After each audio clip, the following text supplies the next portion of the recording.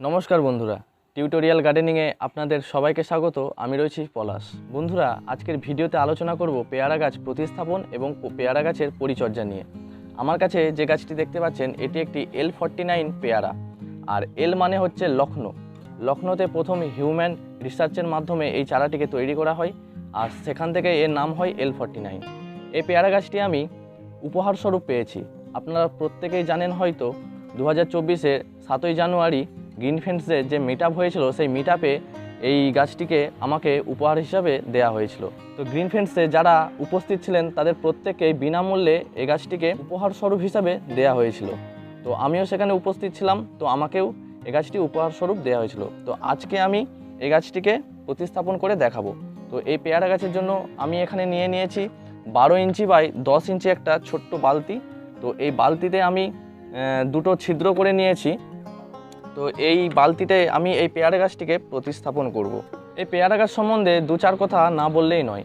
এই পেয়ারা গাছ আপনারা ছাদ বাগানে অতি সহজেই বসাতে পারবেন, আর বসানোর প্রথম মরশুম থেকেই আপনারা এই পেয়ারা গাছ থেকে ফল পেতে পারবেন। এই পেয়ারাটি খুব একটি সুমিষ্ট পেয়ারা আর খুব সুন্দর এর স্বাদ। আর বাজারে বেশিরভাগ L49 পেয়ারাই পাওয়া যায়। তো বারুইপুর পেয়ারা সম্বন্ধে আমরা অনেকেই জানি। বারুইপুরের পেয়ারার মধ্যে বীজগুলো একটু বড় বড় সাইজের হয়। তো L49 পেয়ারায় বীজগুলো অতটা বড় বড় হয় না, খুবই অল্প পরিমাণে বীজ থাকে, আর অত্যন্ত সুমিষ্ট এই পেয়ারা। এই পেয়ারা গাছের জন্য আমি কেমন মাটি তৈরি করেছি আর পরবর্তীতে আমি কেমন পরিচর্যা করব এই পেয়ারা গাছের জন্য, তা সমস্ত কিছুই এই ভিডিওর মাধ্যমে আমি তুলে ধরব। ভিডিওটি আপনারা কেউ স্কিপ করবেন না, ভিডিওটি আপনারা শেষ পর্যন্ত দেখতে থাকুন। আপনারা যারা আমার নিয়মিত চ্যানেলে ভিডিও দেখছেন তাদেরকে অসংখ্য অসংখ্য ধন্যবাদ। আর আপনি যদি আমার ভিডিও নতুন দেখে থাকেন তাহলে আমার চ্যানেলটিকে অবশ্যই সাবস্ক্রাইব করে চ্যানেলটিকে এগিয়ে যেতে সাহায্য করবেন। তো বেশি কথা না বাড়িয়ে চলুন শুরু করি আজকের ভিডিও। তো বন্ধুরা, পেয়ারা গাছটি প্রতিস্থাপন করার জন্য আমি এখানে আগে থেকেই মাটি তৈরি করে রেখেছি। তো এই মাটির মধ্যে রয়েছে 50% মাটি, তার সাথে রয়েছে 40% গোবর সার। একদম পুরনো গোবর সার, 1 বছর থেকে 1.5 বছরের পুরনো গোবর সার রোদে ভালো করে শুকিয়ে নিয়েছিলাম আমি। তো এই পেয়ারা গাছের পরিচর্যা খুবই সাধারণ। আপনারা চেষ্টা করবেন একবারে ছোট পাত্রে না দিয়ে 12 থেকে 16 ইঞ্চি টবের মধ্যে বসিয়ে দিতে। আর এই পেয়ারা গাছ প্রচুর জল পছন্দ করে।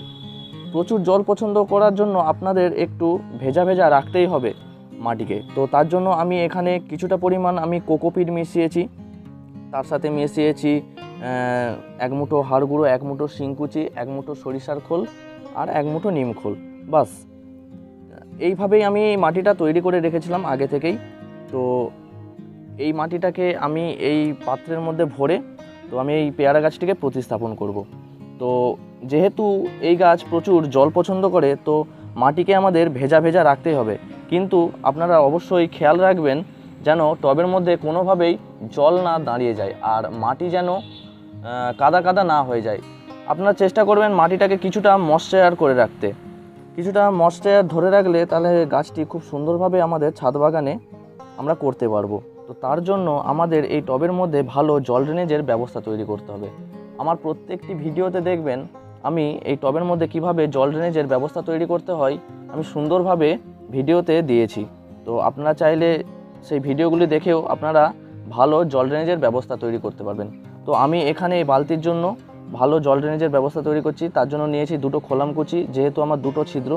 তো এই খোলামকুচিগুলোকে আমি এই 2টো ছিদ্রর ভেতরে দিয়ে দিলাম, অর্থাৎ এই খোলামকুচি দুটোকে আমি ছিদ্রর ওপর বরাবর রেখে দিলাম।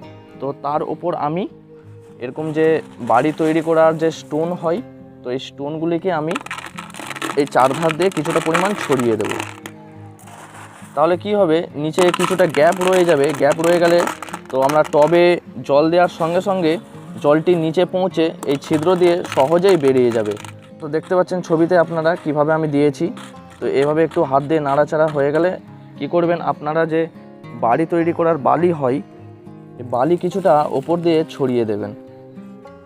আমরা যে খোলামকুচি দিলাম, স্টোন চিপ দিলাম, তার উপরে আমরা এইভাবে বালিটা ছড়িয়ে দেব।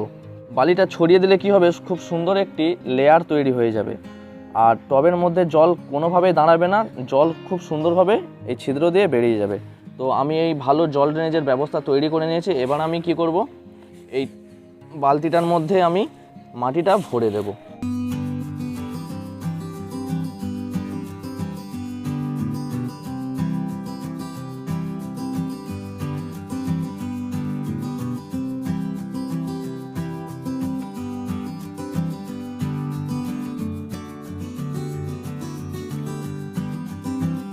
তো বন্ধুরা, আপনারা এতক্ষণ দেখলেন কিভাবে আমি এই পেয়ারা গাছটিকে প্রতিস্থাপন করলাম, কিভাবে মাটি তৈরি করেছিলাম, পুরোটাই আপনারা দেখলেন।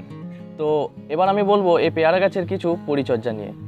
আপনারা যদি পেয়ারা গাছ ছাদ বাগানে প্রতিস্থাপন করেন তাহলে কিছু গুরুত্বপূর্ণ পরিচর্যা গ্রহণ করতেই হবে। আর আগেই আমি বলেছি এই পেয়ারা গাছের পরিচর্যা খুবই সামান্য, তো সামান্য কিছু পরিচর্যা হলেও কিছু গুরুত্বপূর্ণ রয়েই যায়। তার মধ্যে হচ্ছে আমাদের পেয়ারা গাছের খাবার দেয়া। পেয়ারা গাছে আপনারা কি খাবার দেবেন? তো আমি সাজেস্ট করব মাসে একবার আপনারা মিক্সড ফার্টিলাইজার দিন। মিক্সড ফার্টিলাইজারের মধ্যে থাকবে, আপনারা যদি 12 ইঞ্চি টবে প্রতিস্থাপন করেন গাছ, তাহলে 12 ইঞ্চি টবের জন্য 1 মুঠো হাড় গুঁড়ো, 1 মুঠো শিংকুচি, 1 মুঠো নিম খোল আর 1 মুঠো সরিষার খোল। বাস, পেয়ারা গাছে আর কোনোভাবে কোনো খাবার দিতে হবে না। আপনারা মাসে এই খাবারটি একবার করে প্রয়োগ করুন, তাহলে আর কোনোভাবেই কোনো গাছের মধ্যে খাবার লাগবে না। তো এই পেয়ারা গাছের সবথেকে বড় শত্রু হলো মিলিবাগ। দেখবেন পেয়ারা গাছে প্রায় সময় আমরা যদি পরিচর্যা না গ্রহণ করি তাহলে মিলিবাগ লেগে যায়, আর সেই মিলিবাগ আসার ফলে গাছের মধ্যে পিঁপড়ের উপদ্রব লেগেই থাকে। তো আমাদের এই পেয়ারা গাছের প্রধান শত্রু হচ্ছে মিলিবাগ আর কিছু জাবো পোকা। তো বন্ধুরা, আপনারা চেষ্টা করবেন সাইপারমেথ্রিন গ্রুপের যে কোনো একটি কীটনাশক বা ইমিডাক্লোরপিড গ্রুপের যে কোনো একটি কীটনাশক ব্যবহার করতে। পেয়ারা গাছে দেখবেন আপনারা কিছু সময় গাছের পাতা টিপ টিপ লাল লাল ছোপ ছোপ দাগ হয়ে যায়। তো এটি বিভিন্ন মাইক্রোনিউট্রিয়েন্ট ডেফিসিয়েন্সির কারণে হয়। তো আপনারা অবশ্যই মাসে একবার যে কোনো মাইক্রোনিউট্রিয়েন্ট, তার মধ্যে বোরন থাকবে, ম্যাগনেসিয়াম সালফেট থাকবে, জিঙ্ক থাকবে, কপার থাকবে, তো এইগুলি আপনারা মাইক্রোনিউট্রিয়েন্ট মাসে একবার ব্যবহার করবেন। তো আমি সাজেস্ট করব অ্যাগ্রোমিন গোল্ড নামে একটি মাইক্রোনিউট্রিয়েন্ট হয়, সেটি আপনারা মাসে একবার ব্যবহার করতে পারেন।